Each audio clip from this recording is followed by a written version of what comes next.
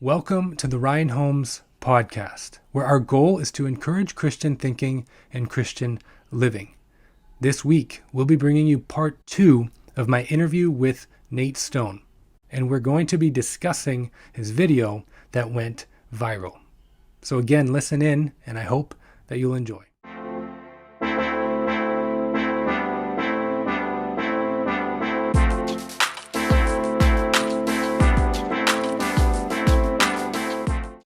Next, I'd like to move on to the main event. So you had a viral video. How long ago was it now? I want to say, I feel like it's like almost 7 years, Wow, that 6 or long, 7 eh? years. That's Yeah, I crazy. think so. Yeah, that's wow, time really does fly. It's wild. Yeah, it's nuts. Yeah. But you had a viral video, and for those who have never seen it, we're going to show a very quick clip of it, condensed clip of it, so you can get a taste for it. We'll link it in the show notes below, so you can watch the full thing if you'd like. And obviously, if you're listening through podcast, you can just listen to it for a second, but we'll still link to it there. But we're going to take a quick pause, and we'll throw to the video right now, so you can just get a brief idea of what this viral video was. Maybe you've seen it before, maybe you haven't, but let's throw to it now. Sylvia speaking, how can I help you? Hi, yeah, this is Jordan calling. I just started there last week, and it's like really nice and stuff, and some of the boys are going out fishing tomorrow, so I'm not going to be able to make it in for my shift. I was just wondering if I could take like a sick day or something. So I'm going to tell you right now, it's going to be an unapproved absence. Well, I'm not actually sick. I just need a day off to go fishing because it's so nice. Onyx. Oh, so you're my associate at that. Okay, well, that was the video, and if you want to see the whole thing, you can click the link below to it's on your Nate's YouTube page, and so yeah, you can watch it there. But that was the viral video, the thing that made you, let's just say, famous. 15 seconds of fame. Your 15 seconds of fame, yes. So with this video, what led to you filming this video? Like, was there any prep? Like, how did this come about? Yeah, no, it's super random and like spontaneous. I'd seen other like there was other ones online that people have done of like calling places, like just prank calls basically, or people calling in to places they didn't work. Like it wasn't like an original idea that I came up with myself. But I had just seen a couple and it was like they weren't really like done that well, or they didn't like really push it, you know what I mean? Or like really Mhm. convince someone that they worked there. And I was just like, oh, I feel like I could do that and like do it a little bit better. Not to sound cocky, but I was like, I just had like an idea in my head how I wanted to do it, like with the conversation type of thing, or how I felt like I would talk to her, but I didn't Mhm. like plan out a conversation or anything in my head. I just more so it was like a kind of like that character of just this like monotone, like lazy kid that didn't Yeah. want to work type of Yeah. vibe that I wanted to get across because I knew it'd be like irritable. Yeah. And yeah, so it was literally I was with my buddy and I remember we were like in Port Stanley at the beach and I was like, oh dude, I've been wanting to like film this video. Can you film it for me? Because I needed to use my phone to like call. So, Right. because I was going to do it on my own, but I needed my phone to record and I couldn't call at the same time. So I needed another camera. So we just like pulled over on the side of the road and I was just like, I got to call a big place where they like don't know all their staff. So I just called the Walmart in my hometown. I don't know why I called the one in my town, but I was just like, I'll just call that one. That one. And it was like the first one we called, like first try. It was crazy how it worked out. It was just, Yeah. and like, it was like first take. And then I hung up and we were just like, wow, I couldn't believe she actually fell for that. Like she actually like felt that pretty good. That went Yeah. like pretty according to plan. Like I don't Yeah. think we realized like how lucky we were that it like went that well. Right. Yeah. Well, I feel Yeah. like there's with something like that, there is. I know I asked, was there any prep or planning, but it's like something like that. You don't know what to expect, right? Oh You can't no. plan for it, and it's just how it fell into place was just so perfect. Like Yeah, it was perfect. the chances of it all happening that way are probably just like slim to none. Like it's so crazy how that all worked out. I know, and I have people like on like YouTube and stuff. They're like, way to record the video in verticals, you idiot! Like where it's like the shit. And I'm like, dude, I wasn't planning on anyone seeing. I was maybe gonna show it to like 10 of my friends. Like, Right. you know Yeah. what I mean? I wasn't expecting it to pop off like that, Yeah. but It's like it was kind you of could funny. tell there wasn't like there's not a whole lot of production value that was intended to go into that. Absolutely Like, not.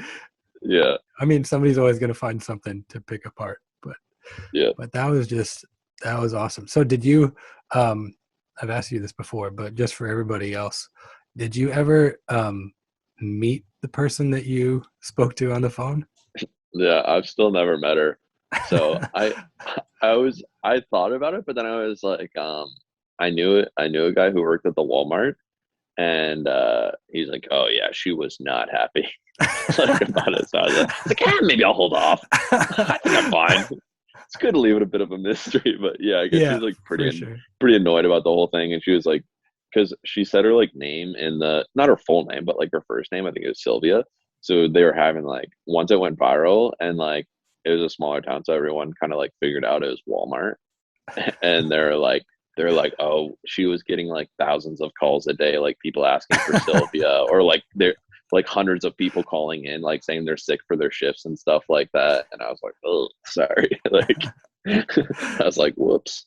So yeah, I still haven't met her, but hopefully she'd be okay with it. Like she could look back and laugh now. But at the time, I think it was like pretty annoying for her. Yeah, I bet. That's so funny. Yeah. Not funny for her, but Yeah. still Funny for kind of me. funny. Yeah. Yeah. No That's regrets. crazy. That's good. No regrets. That's crazy. So what was the aftermath of that video like for you once you posted it? And so how did the ball get rolling with it becoming viral, I guess? Yeah, it was a bit of a whirlwind because like growing up, I really had no idea. Like I didn't have social media growing up. I got Instagram when I was in college for the first time, and then Mhm. I got Facebook when I came home. And I literally think I had like I'm pretty sure I had like 20 friends on there, like just friends from college. That's why I got it to keep in touch and stuff like that because they couldn't text to Canada. So we would just Yeah. like message on Facebook. And I don't know why I was like, oh, I'll upload it on Facebook first is where I originally uploaded it. And then I remember like a couple guys from school were like the very first ones to share it. And then I was like, oh, like I didn't even realize like, oh, if they share it, then like their friends can see it. So then Right. it's like, oh, they're like then like five people shared it, and then I was like, oh, they're so it started to like just accumulate views, and I was like, holy, it's this has like 500 views after like a day. I was Yeah. like, that's nuts. And then it kind of just started to go from there. And then it was just like every number. I was like, holy crap, like we're at 1,000 and then 10,000, 100,000. And then I remember it was like me and all my friends were hanging out and we were all kind of like talking about it. Like, dude, it's like kind of starting to blow up. And we're like, imagine if it hit like 1 million views one day, like that would be what? And then like as the numbers got higher, it just started to like I was getting like 1 million views like an hour, like type of thing. Where it's like, That's and so then we crazy. eventually hit like yeah, like 20 million views. And then while that was happening, I someone told me to like upload it on YouTube because you can like run ads and monetize it to make money, that type of thing. So I put it on YouTube, but it like originally went viral on Facebook. And back then too, like it's not that long ago, but it was like there's like stuff goes viral like every day now. It's like something new. But even like Right. not that long ago, it was kind of like it still happened often, but it was kind of like you'd have like one like big viral video like maybe like a month or something like that. Hmm. So it was kind of like I felt like it had a lot of attention on that one video because it was kind of like that was the video that was happening that couple weeks, and it Hmm. went like international too, and like I don't know, it's kind of crazy whirlwind couple days. Like I had like news people, like agencies calling me from China and Japan and Australia and Europe and obviously Canada. I had the Toronto Sun coming to my house to take my picture and write articles and all this stuff. And I was just like, I had no idea what was going on. And Right. then you have all these media outlets, like they somehow track you down and like message you, and they're trying to get you to like sign contract, giving them exclusive rights or non-exclusive rights, and they take 60% of the profit. You get for like all these numbers they're throwing at. It's Wow. like, yeah, I probably got like over 200 like of those calls or emails of like people are like, if you give us non-exclusive rights right now, that or if you give us exclusive rights, we'll give you $2,000 like cash, and then we'll split the profits like 60-40 or what. And I'm like, I have no idea. Like, I don't know if these are scams, if this is true, Right. if Yeah. it's like, and like Yeah. now I do know like that this stuff is legit, but it's like you don't really want to give them exclusive rights because then you can't share it with other people, or you can't let other outlet, like everything has to go through that. But like at the time it's just a Mhm. huge learning curve. So Right. yeah, it was pretty crazy couple days. That's wild. So it's a good Yeah. thing, I guess, that you never gave it up then, eh? Because Yeah, like exactly. you're still, I guess, you're still able to make something off of it. Yeah, I still make stuff off YouTube, or if like other people want to use it, then I can be like, yeah, for a couple $100 you can't, like, you know Yeah. what I mean? It's like Yeah. now Absolutely. I got the system down. So Yeah, for sure. Yeah, that's yeah, crazy. I'm glad I didn't sign it over back then. But yeah, it's crazy like when it's happening, you just don't know. Yeah, definitely. That makes sense. Um, so that kind of led into a bit of what you're doing now, right? Like the the kind of social media content creation. Mhm. You've kind of developed that into a somewhat lucrative kind of side thing. Is that true? Yeah.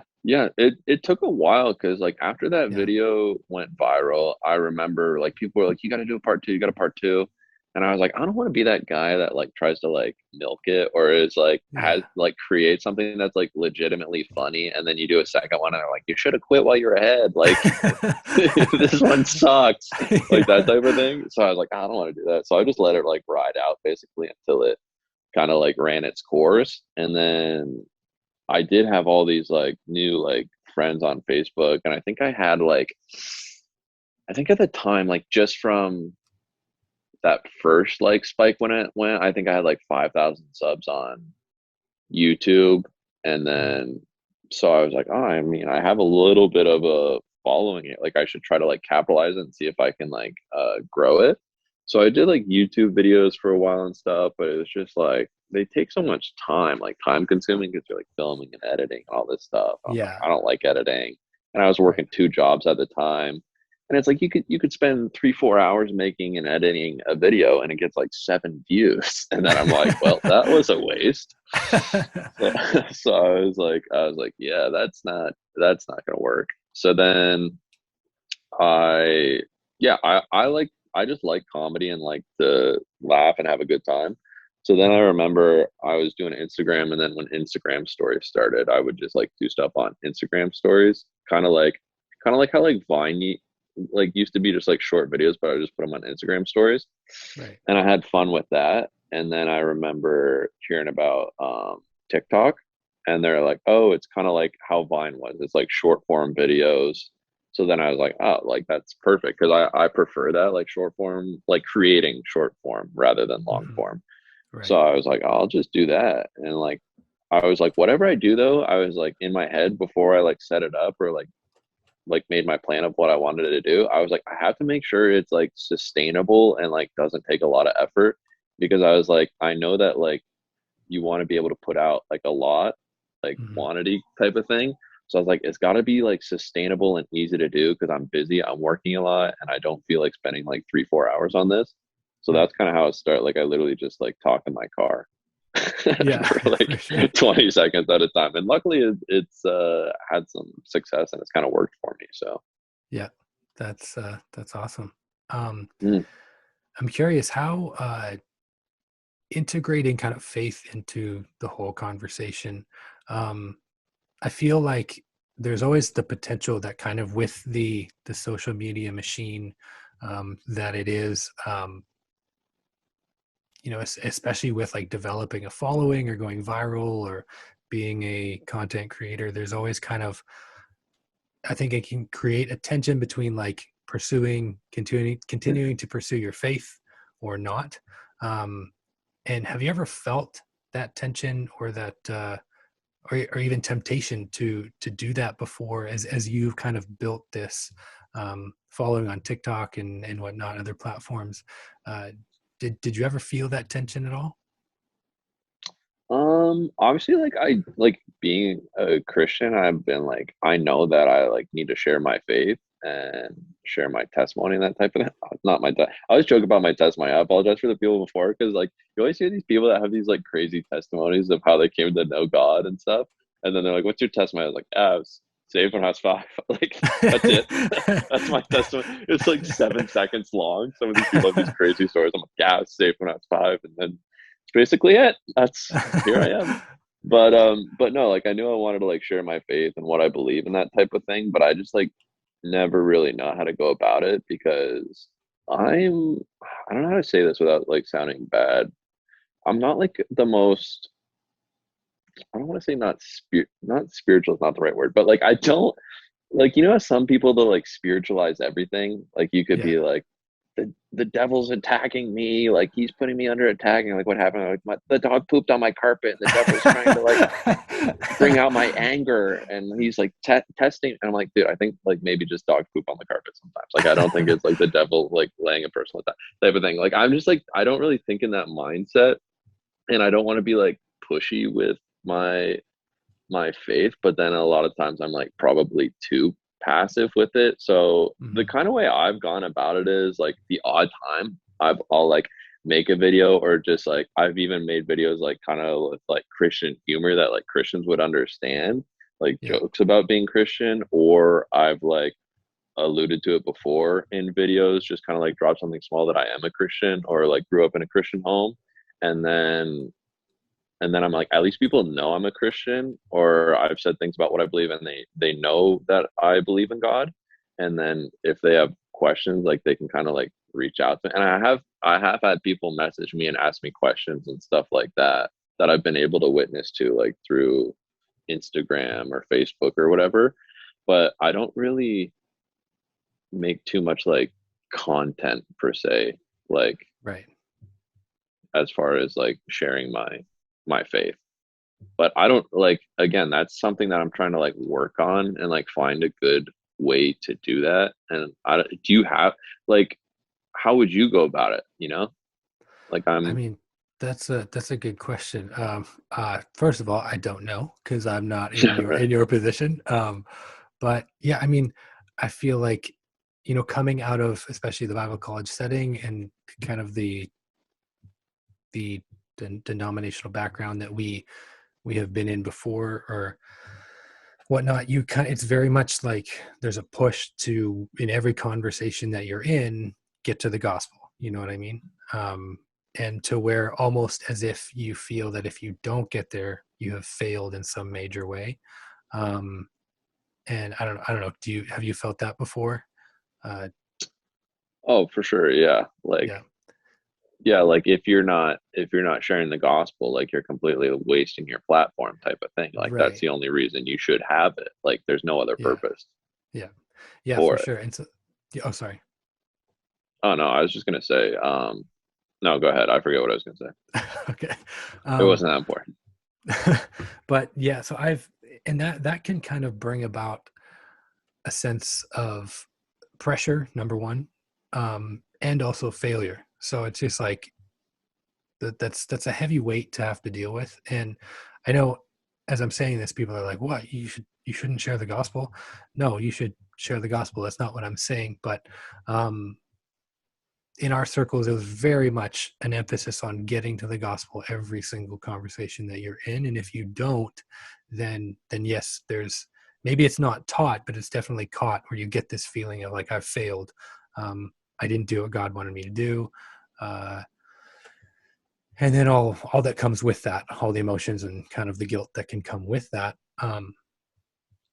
But and I've shared this before with you in private, and we can talk about it now for our listeners as well. One thing that I felt very helpful, is, and I hope you don't mind me sharing this, taking a few minutes here. No, you're um, good. I'm genuinely there's interested. So. Okay, there's a Christian apologist that I really like. His name's Greg Koukl, and he's written a book called Tactics. And it's the subheading of the book is a game plan for discussing your Christian convictions. And it's an amazing book because it helps you navigate conversations. And a point that he makes in his book is that we're all called to sow the seed very Bible words, but sow the seed of the gospel, right? And he says that most people are good sowers, but not good reapers, if you will. So most people are not finishers, and some people are very good at finishing, getting to the gospel, sharing the gospel, and seeing that decision made. But a lot of people aren't. And so what he talks about is you don't always have to hit a home run in a conversation. Sometimes just getting up to bat is enough. And so his point is that you want to be able to live your life in such a way that you can at the very least, provide somebody a nugget of truth that stays with them. So he gives the analogy of a rock in somebody's shoe. Like a rock in your shoe it's not something that prevents you from walking altogether, but it's something you notice with every single step you take. So it's different than a boulder being in your shoe, because a boulder you can't walk, right? But a small pebble, a small rock in your shoe is something that you just notice. You know that it's there, but you can continue to carry on. And so that's kind of the analogy he gives, where A rock in the shoe is pretty annoying though too, so I don't want to. it is. Yeah, that's true. Well, hey, sometimes it will annoy people, the fact that they're thinking about it. But yeah, so that's kind of the analogy he gives, because a lot of times hearts aren't ready for the gospel. So if you force it, you could actually push somebody further away. So if you're just giving somebody something to think about, that could be working in their heart for the next person to come along and either give them something else to think about or share the gospel with them. You know what I mean? So I think that we're all going to look different in our approach to that. And what I think that does is that it does take the burden and the stress off of your shoulders. So you don't feel like, man, everything that I'm doing in every conversation I have with my platform, whatever it is, I should be getting the gospel out every single time. But what the analogy and kind of his thoughts give is it just provides the ability to remove that weight off your shoulders, and understand that it's God working in their heart. It's not you. It's not all about you. And so just even giving somebody's just a window into the life of a Christian. They know you're a Christian and they're like, wow, this guy's funny. This guy is personable. This guy's normal. Because a lot of people look at Christians and they're like, they're not normal. They're weird. Right. So, so those are things that you're going to have to figure out. Like in what ways can my life at the very least give somebody something to think about, And I don't think that you necessarily have to be giving the gospel every time you put out a video. No, like for me, my content is that I'm doing with the podcast and stuff like that. It's very much, it's geared towards Christians. Yours is not necessarily geared towards Christians, but just those little things that you drop, like about God, about church and whatnot, about being a Christian, like you said, they've already led to opportunities where people message you. You know what I mean? You're not shoving it down their throat. You're not pushing it on them. But there's opportunity that you're giving for people to connect with you, and you're open to that. I think that's the biggest deal, is like being open and willing to, if the opportunity presents itself, be able to share your faith. Right. And I've heard some of your videos where you do share some of your faith in them. It's in a comedic way. And I think that brings down the walls when it is in a comedic way. It brings down kind of the walls in somebody else, because it's light, it's humorous and whatnot. Does that kind of make sense? Oh, for sure. And that's where I always like struggle. And I think why sometimes I'm like intentionally passive is because so many people have had like bad experiences with religion or churches or like other Christians, that like as soon as they find out or they hear that you're a Christian, they like immediately write you off, which it isn't necessarily like right of them or like fair, I guess, but like I totally understand too. Yeah. So that's why I'm always like a little skeptical, because I don't want to like get clumped in with these bad experiences that they've had, because I've also had those bad experiences too. Right. So I am understanding of it, but I feel like that's why I kind of always like wait a while, because I want people to like, oh, this guy is like funny and he can joke around and he's easygoing, and like they start to see these things about me, or they start to think I'm a nice person or a good person, and then I'll kind of like drop it, or they find out like, oh, you're Christian, like that type of thing, where it's like they've kind of gotten to know me as a person, or like got a sense of who I am, and then I can tell them. Whereas before, if I just come right out of the gates and like, hey, I'm a Christian and this is what I believe, then they're not going to want to listen to anything else I have to say. So I feel like I kind of have to like build their trust or that relationship, so they know like, oh, he is like normal. He's not like the other people that I've had horrible run-ins with. So I feel Right. like that's why I always kind of like take it slow. Yeah. Yeah. And that makes sense. Like, and in all reality, like, you're not the only Christian out there doing content, you know. Mm, There's different avenues, there's different uh genres, for lack of a better word, and styles of how people approach their content. And there's other Christians out there that um are approaching things differently than you are, you know. So we're all going to have kind of our niche kind of lane where we feel that we are best suited and we fit, and I don't think there should be any shame in that. mm, Obviously Christianity is confrontational, but um because you have to confront the truth of Christ and accept it or mm. not. But at the same time, I don't think it's any different than any other worldview where what they believe to be the truth, and you have to face. They believe that you have to face it or not. But um, Yeah. That's my yeah, I thing is think too, because I'm like, I do want to like, obviously like as a Christian, and like God wants us to like share our faith, but I'm like, the main purpose for me, I mean, people might not like it, but like the main purpose for me and the content I create is like to make people laugh. Like that's literally it. That's my goal, is to make people laugh. Like, so it's like, if I can make people laugh, I feel like that's something as humans that God gave us to enjoy on this earth, and that He's maybe given me a little bit of a gift in that area, or a passion in mhm, that area, that allows me to do it on a little bit of a larger scale. So I feel like that's how I want to use it and do with it. And then if it leads me to opportunities to like share my faith with people, then that's awesome. right, yeah, and I think that's totally reasonable and totally fair.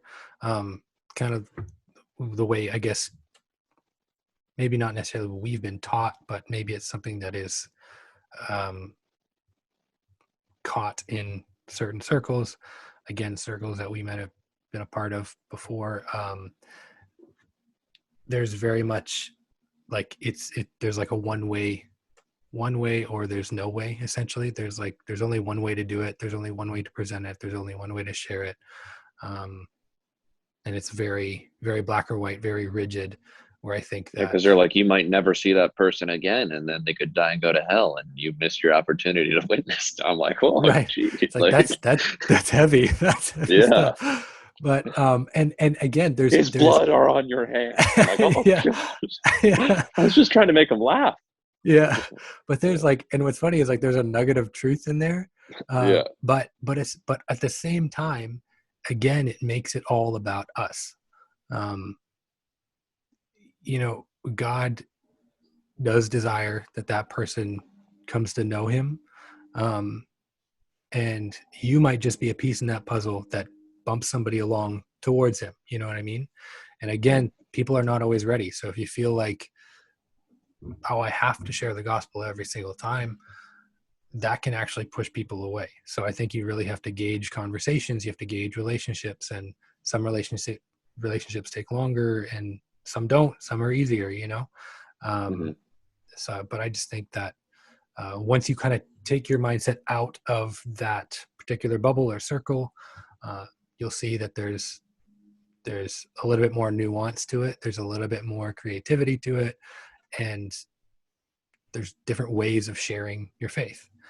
And yeah, does that, I hope that kind of is clear and makes sense. no, it makes sense to me. Yeah, cool. um well, that was good. As we kind of, we'll kind of get to kind of wrapping the conversation up now.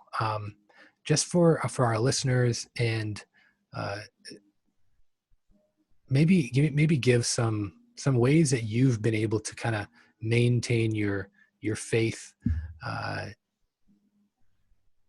just in general, but also kind of after this kind of level of fame that you've been able to accumulate, whatever you call it, your 15 seconds of fame or something like that. But how have you been able to kind of maintain your faith? Some practical ways that you've been able to do that as you continue to follow Jesus in your life.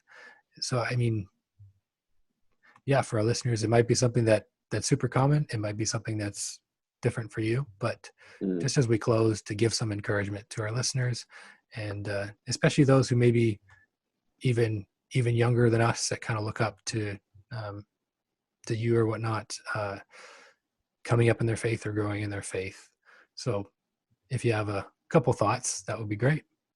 Yeah, I think one of the most important things is, like, obviously I'm fortunate enough to have like a really great family and great friends who we also share the same faith. And I feel like it is easier if you kind of like, not that you should be like exclusively surrounding yourself with people that you share the same faith with, but it's like to have a support group like that encourages you and you can talk with, and that just like really strengthens your faith is very important. I'm fortunate to have that. Obviously plugging yourself into like a good local church. And one thing that was like really effective for me was like joining a small group, because you have there's other individuals who are like mine anyways, was like similar stages of life, similar age and kind of interests and stuff like that. So a lot of us were going through the same type of things that we could talk about and share and go through the Bible and study out and just strengthen our faith in those areas. And then as far as like the content stuff goes, it's like, it honestly would be really easy to kind of like go down a different path, just because it's hard. Like when if you make certain videos and you get like positive reinforcement with like, as far as like views and likes, or you're getting like money. I've even had like brands reach out that have wanted to work together, but it's just like brands that I don't personally like align with, or that don't really like fit my lifestyle. And I've like said no to those because I kind of like feel like it would go against my beliefs. And yeah, I've had like videos or ideas, things that I've known like in my head that I knew would be like, I could make people laugh and would be funny, but it wouldn't be like a great testimony or really things that I wouldn't be proud of. But in my head, I was like, oh, I know this would do well.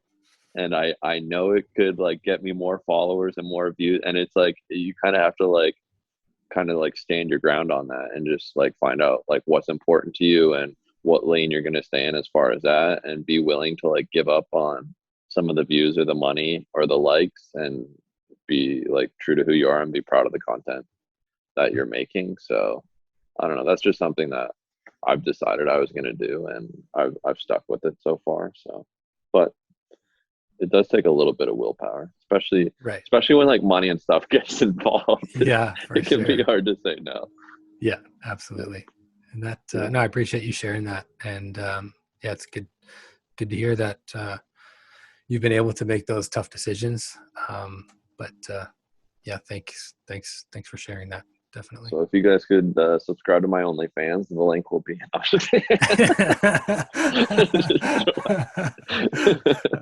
Don't worry, that's actually what we're gonna do. But Nate, I really appreciate you joining me for this episode, being the very first interview episode of this podcast. So I just appreciate you doing that and taking the time. Yeah, thanks for thinking of me and having me on. Absolutely, for sure. And so just as we close, I want to give you an opportunity to kind of plug your things that you're involved with and where people can find you. And we'll link to them in the show notes as well. But yeah, just where can people kind of find you and your content and the podcast as well? Yeah, so the main platforms I post on are Instagram and TikTok, and I have YouTube as well, but I don't really upload on there as much. But all of my stuff for those three platforms is Canadian Chest Hair. Long story how that came to be, but it's Canadian Chest Hair. And then my podcast is called that I do with my best friend Levi, and it's called Baggy Tights, and it's on all streaming platforms as far as like Apple Podcasts and Spotify and all the other ones. Okay. So yeah, if you guys want to check those out or hit me up on there, appreciate it. Awesome. We'll do. Yeah, I've listened to a number of the episodes, and it's awesome. It's a really good podcast. So yes, I encourage everybody to check out the Baggy Tights podcast, Canadian Chest Hair on Instagram, TikTok. Those are the main ones, right? And then Yeah, and then we'll also link to that viral video as well in the show notes. So we are going to now move on to our locals community subscriber portion, which is an extra bonus segment for our community subscribers. So if you want to check that out, you can at ryanhomespodcast.locals.com. And I really appreciate you tuning into this episode. If you like this episode and you're enjoying the podcast, please give it a 5-star rating on iTunes, or follow and subscribe on Spotify, Google Podcasts, and also if you have any questions or thoughts or comments regarding maybe this episode or previous episodes, please send me an email to ryanhomespodcast@gmail.com, and I can interact with you there as well. And I'll do my best to answer the questions that you give me. But again, I appreciate you tuning into this episode. We'll sign off now, and I'll see you next week. Well, that'll do it for part 2 of our interview with Nate Stone. Thank you for tuning in. If you're enjoying this podcast, please give it a 5-star rating on iTunes and give us a review. Also, follow and subscribe on whatever listening platform you might be using. Don't forget to subscribe to our YouTube channel as well. And also, check out our locals community at ryanhomespodcast.locals.com to join the community and support the podcast and the work that I'm doing. And as always, if you have a thought, a comment, or even a question, please send me an email to ryanhomespodcast@gmail.com. Thanks a lot, and have a good week.